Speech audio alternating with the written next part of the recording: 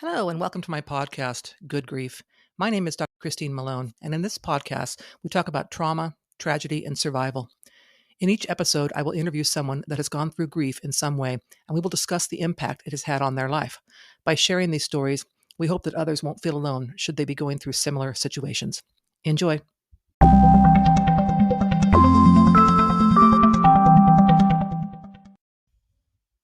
Hello, welcome to the podcast. My guest today is Chelsea.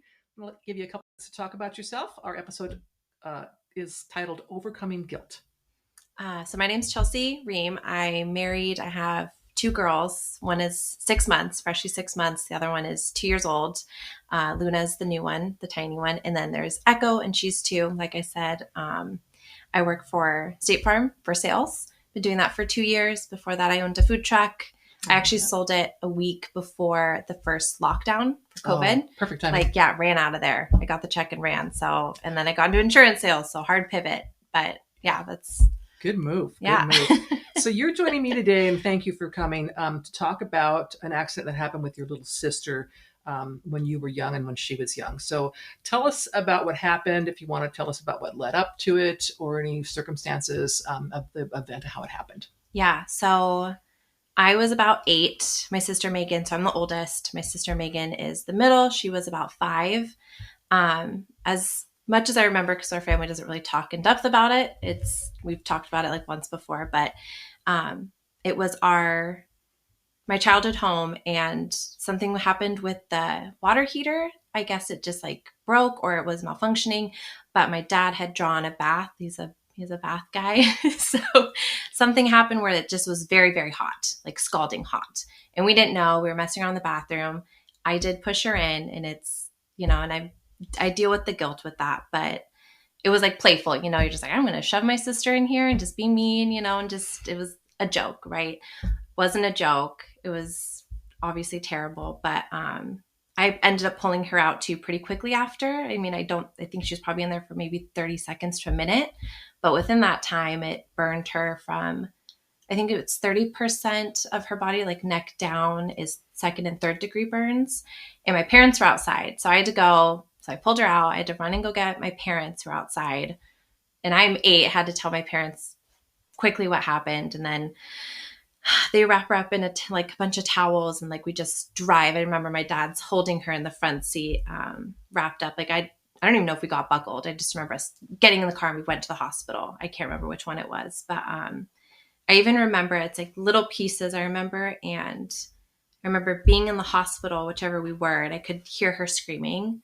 And like, that's kind of the thing that sticks with me the most, is like being so young, you just get like pieces of the memory. And I remember her face when she first fell in, her screaming. And then when we got to the hospital, I remember like everyone's like, they're putting ice packs on her to just like cool her down, like try and stop the burns. And which I never thought water burns could burn so bad. Like, like you scald, but I just didn't know that it could be so horrible. But so they're packing ice on her, and like it must have been some type of like CPS or something, because I remember people talking to me, because there's a little girl who's burned, so it's like parents like, what the heck happened here? So it's like CPS got involved and like all this stuff. And yeah, so there's just pieces I remember, but I don't remember what happened after that. My memory's pretty much gone after that. I know my parents brought me to my my aunt and uncles, to my cousin's house. And they were just like,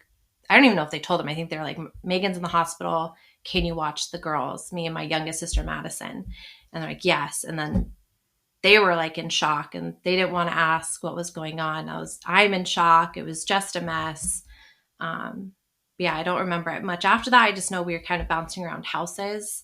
Like we were staying with them for a little bit. We'd stay with my grandparents, like living with them full time, because my parents they get off work, they go to the hospital, right? Because my sister's in the hospital for months for treatment for the burns and like getting skin grafts and stuff. So for me, it felt like a really long time. I think it was only like 3-4 months where she was in the hospital, which is a long time. It's a long time. Yeah.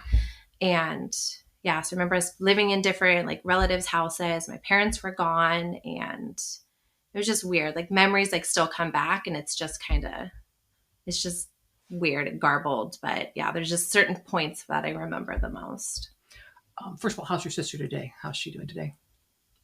Incredibly well, actually. So she, and I've talked to my parents about this, but like in terms of the burns, I guess, which is kind of sad to think about, but when it's a young girl, they focus more like, or more careful with the skin grafts. So, which you think it's anybody, no one wants to, have burns and scars. So you should take that care with everybody. But I know my mom pointedly said that they talked to my parents and were like, we are going to take very good care of her. And so she did have healthy skin where they could graft, and the scars, like, and as bad as it could have been, look pretty good. Like they're very like, they took their time and they did a very good job on it. So her burns themselves are good. Her healing was great. And then she's just tough as hell. She's just like, you wouldn't know that happened. Like she's just not phased. She's not shy. We sent her to a burn camp. I can't remember how old she was, but I remember the first time, like, the week it was at, the Seattle hospital. Children's. Yeah. You go to Children's, and then the bus comes to Children's and they take them to the burn camp. I think it was Camp Yabsuit. And she was like in tears, like she didn't want to leave.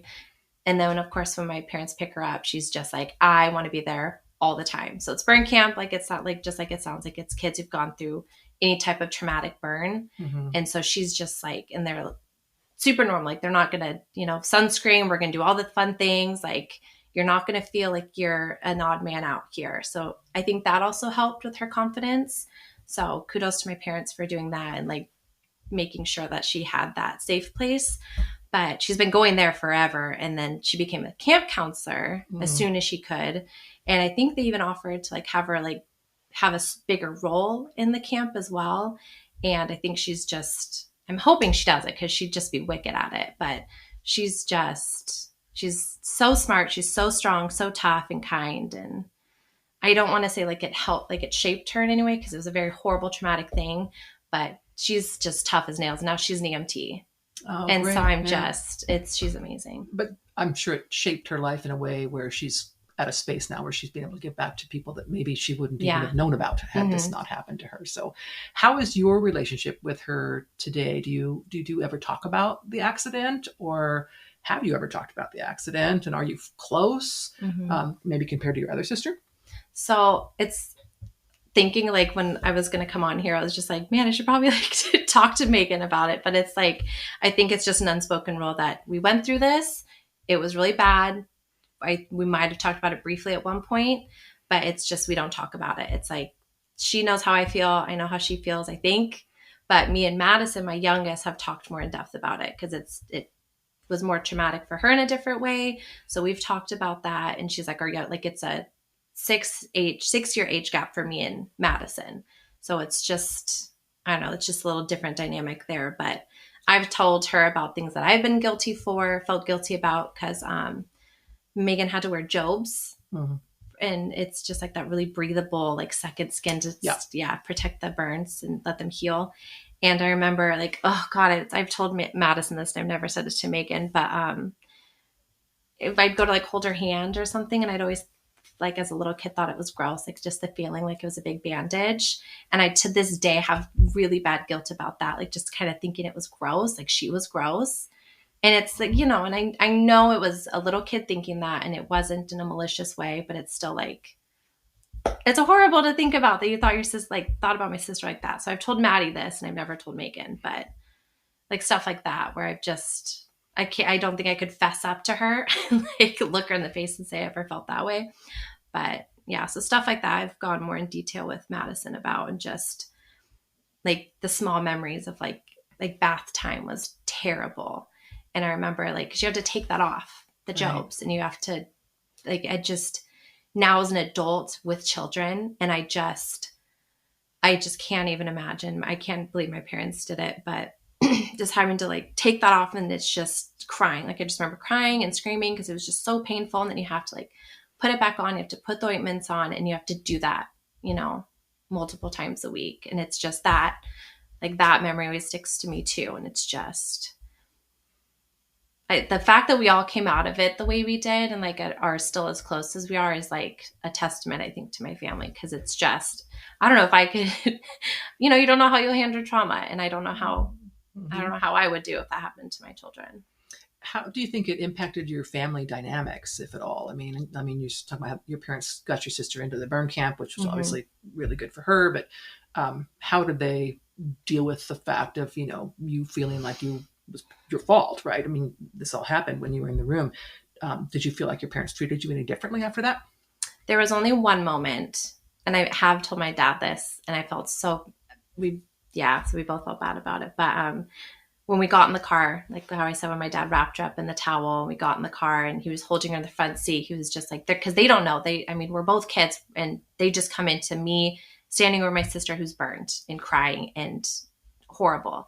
And so they're like, what happened? What happened? And I was like, I pushed her in and she got burned. And I remember like my dad, and I know he didn't mean it in a bad way, but I remember him turning around and like glaring at me and like crying. And I don't think he meant it like, this is your fault and I'm upset with you. I think it was just like, how could this happen kind of thing.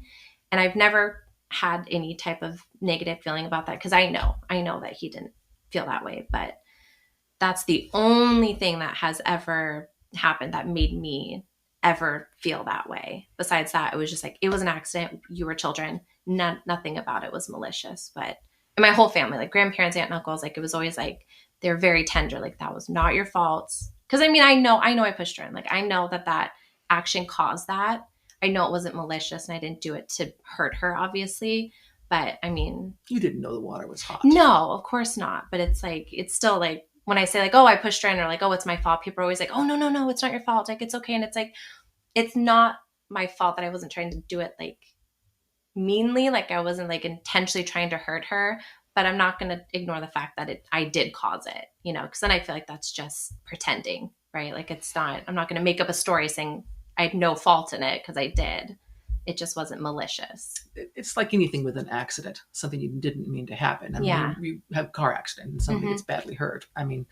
Yes, you were the one that hit them and hurt them, but it's not intentional. Yes. And getting over those types of situations where you're feeling that guilt is very, very difficult. I think especially as a child, because you're growing up with it and you haven't had a lot of things to cope with yet at that point in time in your life. So as we end, I just want to know, do you have any comments for our listeners on, if they're dealing with some kind of, again, a guilt over something that wasn't their fault. It was an accident. It wasn't their fault. Especially if it has to do with someone that you really care about. If there's anything you would like to share. Yeah, I'd say therapy. Therapy for sure. Like, I remember like CPS like would come and like kept trying to talk to me, and I'd just be so over talking about it. And I'm like, I don't want to talk to you. I don't want to talk to you. But I'm like, looking back, I'm like, I think we should have all maybe gone to family therapy and like all together and just be like, acknowledge it happened, and just I don't know. I've never been to therapy. Everyone should do therapy. So I just think that would just start right away, acknowledge it happened, especially when it's young children. My youngest sister had separation anxiety because we were living with grandparents and stuff. She doesn't understand what happened. She's just like, my parents are gone and my sister's hurt. And why am I living with my grandparents? And now I'm living with my aunt and uncle. And now we're at the daycare all day. Like, it was just, she felt abandoned. So I just think maybe it's hard because they were in the hospital. They don't have time to do therapy as well, and I'm not blaming them at all. Like, therapy is a lot different now than it was when we were children, so. And this was their first time as parents with something so traumatic to happen. And of course, when you have something like that happen, the focus is on the injured child, and the other children are, they're fine physically. So let's just have them go to grandma's or your aunt and uncle or whatever, and we'll work with them later. But right now we have this more urgent issue. But again, I with my own situation, when my children were young and their brother was injured, I remember we focused so much on the injured brother. And looking back, I think about how my older kids were kind of parsed off to different people because we didn't have time for them. We focused on the injured child. So, parental guilt as well. So, and I know once you become a parent yourself, you really realize how, I would imagine, if you, as a parent, you look back on that and say, how would I have handled that as a parent? And, you mentioned how strong your family is and so on, which is obviously part of how everybody has survived. So, Anything else you want to share with us? No, that was great. Thank Well, thank you. you so much for coming on the show. I really appreciate your time. Yeah, thank you. Thank you for Yes. having me. Thank you for listening to this episode of Good Grief. To hear more about my personal story, please pick up a copy of the book, The Spider Killer, a memoir of trauma, tragedy, and survival. You can find the book on Amazon and Kindle.